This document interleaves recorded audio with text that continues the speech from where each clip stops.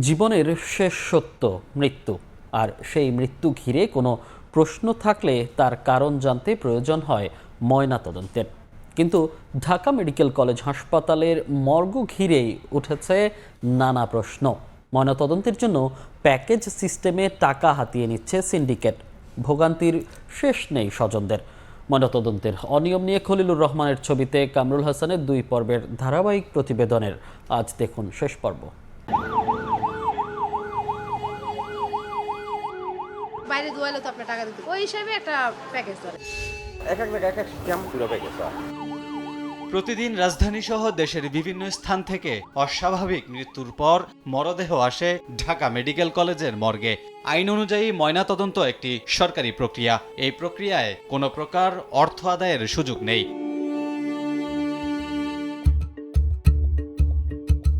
কিন্তু Dhaka medical college হাসপাতালের মর্গে ময়নাতদন্ত চলে প্যাকেজ সিস্টেমে, যেখানে রয়েছে মরদেহ গোসল করানো, কাফন, কফিন ও পরিবহনের জন্য অ্যাম্বুলেন্স সার্ভিস। আর এই সার্ভিসের মূল্য শুরু হয় 20,000 টাকা থেকে। দর কষাকষি করে এই প্যাকেজ 15 থেকে 16,000 টাকায় দফা রফা হয়। কাফনে কাপড়, কর্পুল, সুরমা, আতর, তুলা, ওই হিসাবে একটা প্যাকেজ ধরে 4,000 টাকা হ্যান্ড নিলে নিব 2500 টাকা। দূরদের সাথে নিয়ে গেলে গাড়ি ভাড়া করে প্যাকেজ আলাদা। পুরো প্যাকেজ কত কত এক এক জায়গায় এক এক সিস্টেম। আপনারা নিবেন আর এই গাড়িগুলো বাঁচতে দিবেন, তার তো একটু কম হবে না। খরচের কোনো ইয়ে নেই। ঘটনা হলো যে ডেপুটি আসলে তখন বড় ভাই আছে উনি কথা। অভিযোগ রয়েছে ঢাকা মেডিকেল কলেজ হাসপাতালের মর্গকে ঘিরে গড়ে উঠেছে 3 সদস্যের সিন্ডিকেট, যার নেপথ্যে রয়েছে সেকান্দার নামের এক ব্যক্তি, যিনি একসময় মর্গেরই ইনচার্জ ছিলেন। সরকারি চাকুরি বিধি অনুযায়ী 32 বছর চাকরি শেষ করলেও নিজের আধিপত্য ধরে রাখতে ছাড়েননি মর্গের রাজত্ব। বর্তমানে ঢাকা মেডিকেল কলেজ হাসপাতালের মর্গে সরকারি নিয়োগপ্রাপ্ত হয়ে কাজ করেন সেকান্দারের আপন ভাই বাবুল ও রামু। এর মধ্যে বাবুল হাসপাতালের অফিস সহকারী হলেও তিনি বেশিরভাগ সময় বসে থাকেন মেডিকেলের মর্গে। ওই দেখা যায় আপনার কাজ করলে আপনি 200-500 টাকা দিবেন, নাহলে এই কাজ করে আমরা লাভ কি? নাহলে তো আমি আরেক জায়গায় ডিউটি করলে বেতনটাই পাবো। বাড়তি বেতনের লেগে তো 2 পয়সার জন্য এনে কাজ টাজ করি। মর্গের এই সিন্ডিকেটে নারী পুরুষ সহ বহিরাগত আরও অন্তত 7 থেকে 8 জন সদস্য রয়েছে, যারা সহযোগিতার নামে ভুক্তভোগী স্বজনদের কাছ থেকে টাকা হাতিয়ে নেন। একদিকে আপনজনের মৃত্যু শোক, অন্যদিকে মর্গে এলে আর্থিক চাপ। এ যেন এক দিশেহারা অবস্থা স্বজনদের। 7,000 টাকার কথা বলছে, এখন থেকে যদি কেমন নেয় 500 টাকা বেশি নিলে এদের থেকে নিয়ে সমস্যা। একজন লোক আইছিল 4 লাখ টাকা, আমার কোনো টাকা পয়সা নেই, আমি 1 টাকা দেবো না। আমার লাশ পড়ার আমার কান্দা কাটি, আমি টাকা দেবো, আমি টাকা থেকে লাশ বিলি করবো। এখানে এসে টাকা দিয়েছে, দিল তো 200 টাকা দেওয়ার পর খাইয়া মৃতের লাশ আইন বা বিপদে টাকা লাগবো না, টাকা লেগে লাশ দেয় না মর্গে থেকে।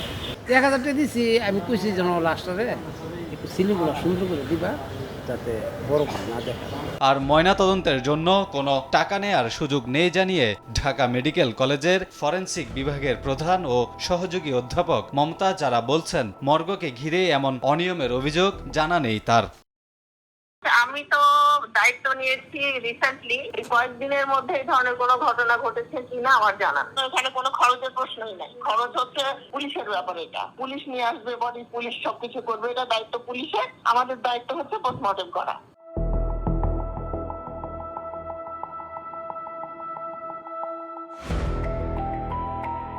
প্রায় একই দশা রাজধানীর সলিমুল্লাহ মিটফোর্ড মেডিকেল কলেজ হাসপাতালের মর্গের। এই মর্গে শ্যামল নামে এক ব্যক্তি কাজ করেন, যিনি আউটসোর্সিংয়ে নিয়োগপ্রাপ্ত। মর্গকে ঘিরে অনিয়মের বিষয়ে বক্তব্য জানার চেষ্টা করলেও তিনি ক্যামেরায় কথা বলতে রাজি হননি। পরামর্শ দেন ফরেনসিক বিভাগের প্রধানের সাথে কথা বলার। আমি আমার কোনো পার্সোনাল ইয়ে দিব না, একটু কথা বলে আসেন তারপরে কথা। ময়নাতদন্ত একটি স্পর্শকাতর বিষয় হলেও এই দপ্তরকে ঘিরে নেই সরকারি কোনো তদারকি, ফলে ময়নাতদন্ত করতে এলে হয়রানির শিকার হন স্বজনরা। অন্যদিকে ময়নাতদন্ত রিপোর্টে গরমিল হলে বাধাগ্রস্ত হতে পারে ন্যায় বিচার। কামরুল হাসান, সময় সংবাদ, ঢাকা।